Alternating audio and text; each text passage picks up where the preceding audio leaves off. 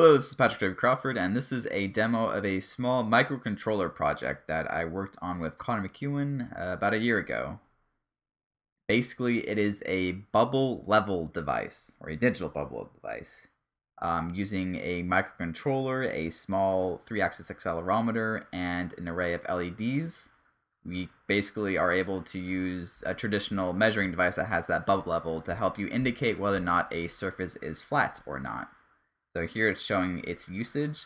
The way it indicates the bubble, quote unquote, is by modulating the brightness of the different LEDs. So as you tip it towards one direction, say up, then the bubble goes up or down. The brighter parts indicate the direction of the bubble, and it kind of works at different sides as well.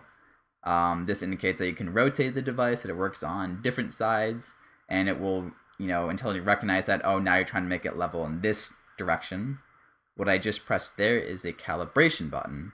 So the center LED will only go on and stay on if the device has been flat for a small period of time, or at least not immediately after being flat, but after you've reached flatness for long enough. And when you change it to a new side, you may need to calibrate it, or if you define this surface as flat, then you just press the button and it, again, now it thinks that is flat, so it goes on, but as soon as you move it off from that, then it will turn off the brightness.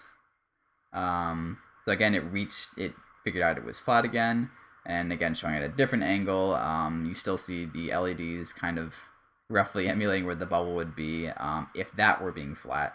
So now again, all LEDs around are kind of equal brightness. So if you turn to one side, then the two on the side become brighter, and the ones at the bottom become less bright, so forth.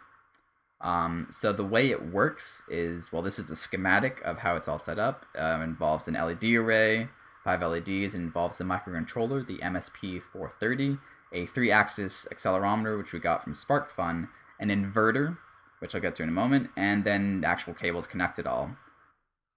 So an LED can either be on at full brightness or fully off. So the way we have a different continuous level of brightness is using pulse width modulation, which is shown here. If it's on 50% of the time, then it looks half bright. In terms of getting data from the accelerometer, we pass 2 bytes of information to it, and it sends us information back based on a reference of what it thinks the level is for a specific axis. So we ask for first the x-axis and then for the y-axis, depending on the mode. And then the microprocessor does some calculation on that, and then it sends out actually only 2 signals.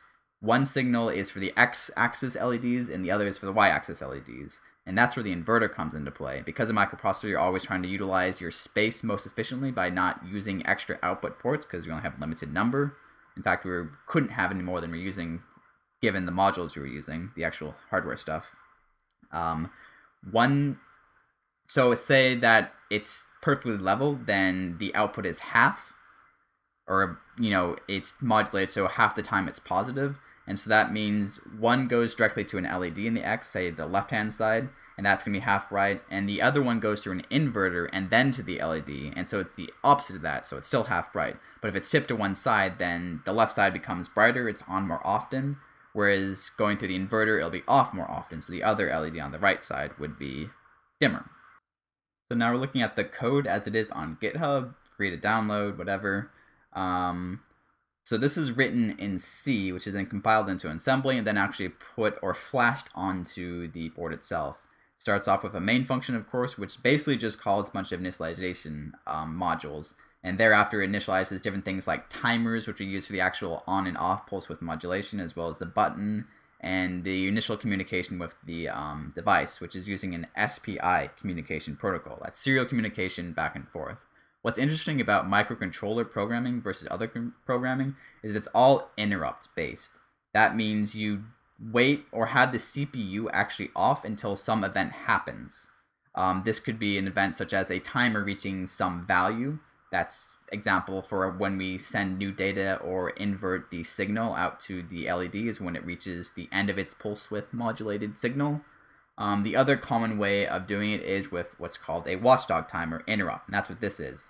So every time a number is reached or a certain time interval has passed, then it will call this set of data, which will then, first it gets data from the accelerometer, first one axis, the x-axis, then the y-axis. You see it reads 2 bytes and then concatenates that into a integer at 16-bit for this operating system. And then we do, these are all the if-else statements to determine if it's on its side, if it's flat on the ground. The comments show that. Then from that, we basically offset it to make sure that it's showing the right value. And what it's actually doing is saving that value, how level it is or not, into a register, which is defining how often the timer, or how quickly the timer is going to go from high to low. So if it's a very high number, then it's high for a long time. If it's a low number, then it's high for a short amount of time. And then the rest of the time, it's off until it repeats the cycle. And then this last part just showing how the calibration works by resetting it. Alright, so that's all for now. I hope you enjoyed it. And if you're interested, I do have other projects like that. Programming project, game project. So check these out if you're curious. And otherwise, until next time, Moo-Ack.